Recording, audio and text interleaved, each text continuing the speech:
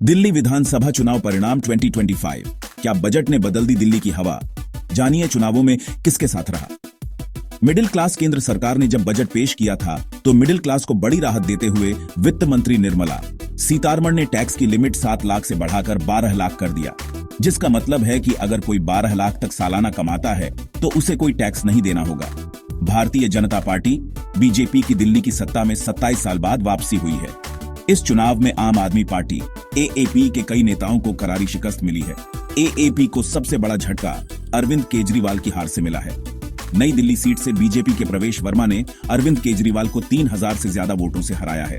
वहीं केजरीवाल के अलावा मनीष सिसोदिया और सत्येंद्र जैन को भी चुनावी मैदान में शिकस्त का सामना करना पड़ा है। हालांकि मुख्यमंत्री रहीं आतिशी ने एएपी की लाज बचाई है और कड़ी टक्कर के बाद बीजेपी के रमेश बिधूड़ी को हराकर जीत दर्ज किया है। आम आदमी पार्टी एपी के मुखिया अरविंद केजरीवाल ने हार को स्वीकार किया है। केजरीवाल ने वीडियो मैसेज में कहा कि आज दिल्ली चुनाव के नतीजे आए हैं। जनता का जो भी फैसला है हमें उसे पूरी विनम्रता से स्वीकार करते हैं। जनता का फैसला सिर माथे पर, मैं बीजेपी को जीत की बधाई देता हूं। मैं उम्मीद करता हूं कि जिस उम्मीद के साथ लोगों ने उन्हें बहुमत दिया है वह उन उम्मीदों पर खरा उतरेंगे। क्या मिडिल क्लास के ऐलान से हारी एएपी? दरअसल केंद्र सरकार में बीजेपी सरकार ने जब बजट पेश किया था तो मिडिल क्लास को बड़ी राहत देते हुए वित्त मंत्री निर्मला सीतारमण ने टैक्स की लिमिट 7 लाख से बढ़ाकर 12 लाख कर दिया, जिसका मतलब है कि अगर कोई 12 लाख तक सालाना कमाता है तो उसे कोई टैक्स नहीं देना होगा। दिल्ली में मिडिल क्लास की संख्या 45% बताई जाती है।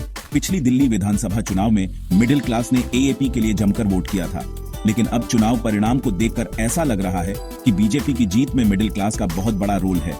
जानकारों का मानना है कि चुनाव से ठीक पहले बजट में मिडिल क्लास को मिली बड़ी छूट ने बीजेपी को दिल्ली के चुनाव में जीत दर्ज कराई है। हालांकि मिडिल क्लास ने किस पार्टी को कितना वोट दिया है उस आंकड़े का इंतजार रहेगा। 8वें पे कमीशन का भी रहा है रोल। दिल्ली विधानसभा की वोटिंग होने से पहले केंद्र सरकार की ओर से एक और बड़ा ऐलान हुआ था, जिसमें केंद्रीय कर्मचारियों के लिए 8वें पे कमीशन की गठन की मंजूरी दी गई। देश भर के केंद्रीय कर्मचारियों के लिए यह बड़ा ऐलान था, क्योंकि इससे कर्मचारियों की सैलरी बढ़ जाएगी। ऐसे में इस सेंटीमेंट ने भी बीजेपी को चुनाव में लाभ पहुंचाने का काम किया है। बता दें, दिल्ली में सरकारी कर्मचारियों और पेंशनर्स की कुल संख्या 7 लाख से ज्यादा है। परिवार के साथ इससे भी ज्यादा होगी। वहीं देश भर में 50 लाख सरकारी कर्मचारी और 65 लाख पेंशनर्स हैं।